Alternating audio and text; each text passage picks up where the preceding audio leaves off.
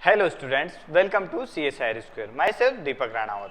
आज हम डिस्कस करने वाले हैं what is the UGC NET JRF। UGC NET JRF क्या होता है, इसकी एज लिमिट क्या होती है, क्वालिफिकेशन क्या होता है, ये किस लिए होता है, इन सब चीज़ों के बारे में आज हम बात करने वाले हैं। Main component of UGC net eligibility for assistant professor.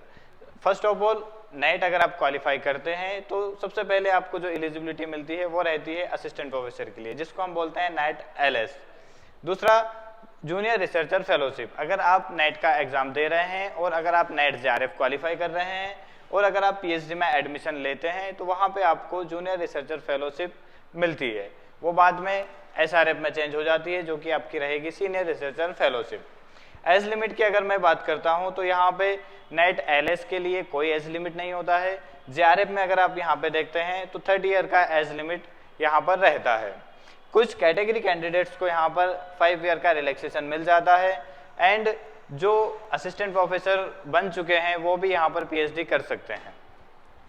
आगे देखते हैं eligibility for UGC NET JRF। अगर मैं क्वालिफिकेशन एलिजिबिलिटी की यहाँ पर अगर बात करता हूँ तो आपको मास्टर में 55% स्कोर करना होगा। कैटेगरी कैंडिडेट्स को यहाँ पर 5% का रिलैक्सेशन मिल जाता है, वो 50% के साथ भी UGC नेट JRF का एग्जाम फेस कर सकते हैं। अगर जो candidates final year degree appearing कर रहे हैं PG की में, तो वो भी यहाँ पर UGC नेट JRF का एग्जाम दे सकते हैं, लेकिन उनके लिए यहाँ पर एक कंडीशन रहेगी कि जिस डेट को उनका नेट JRF का या नेट LS का रिजल्ट आएगा उसके बाद 2 साल के अंदर उनको अपना मास्टर डिग्री कंप्लीट करना होता है। PhD डिग्री होल्डर्स को भी यहाँ पर परसेंटेज रिलैक्सेशन देखने को मिल जाता है।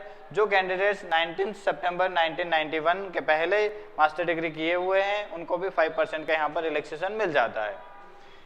नेक्स्ट पॉइंट यहाँ पर रहेगा, जिस सब्जेक्ट से आपने पोस्ट ग्रेजुएशन किया है उसी सब्जेक्ट से आप नेट JRF का एग्जाम दे सकते हैं, जो कि आपको पॉइंट नंबर 9 में जो भी सब्जेक्ट आपको मेंशन किए रहते हैं उसमें अगर आपका सब्जेक्ट नहीं होता है तो उससे रिलेटेड सब्जेक्ट में आप नेट JRF का एग्जाम दे सकते हैं। एग्जाम पैटर्न्स की अगर मैं बात करता हूं तो UGC जून और दिसंबर 2 बार एक साल में एग्जाम कंडक्ट करता है, जिसका जो पैटर्न रहता है वो यहाँ पर हमने मेंशन किया हुआ है। दोनों ही पेपर एग्जाम मोड की अगर मैं बात करूँ तो ऑनलाइन रहता है। एग्जाम ड्यूरेशन दोनों का मिला करके 3 आवर्स का यहाँ पर रहता है।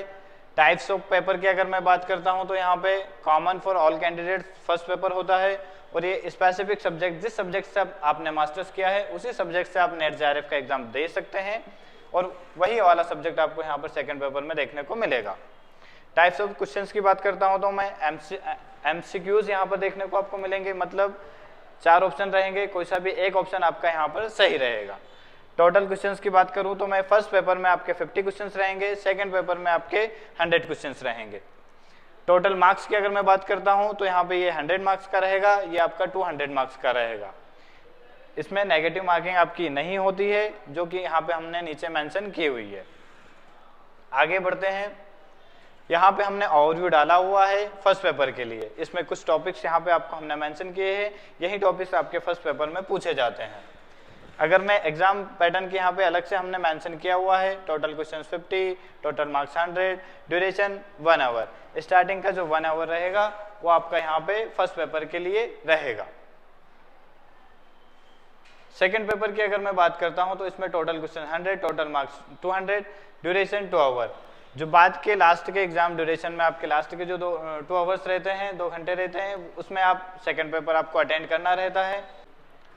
CSIR स्क्वायर में हम इन सभी कोर्सेज की भी तैयारी यहाँ पर करवाते हैं। अगर आप ज्वाइन करना चाहते हैं तो visit our address and for more information contact this number. Thank you.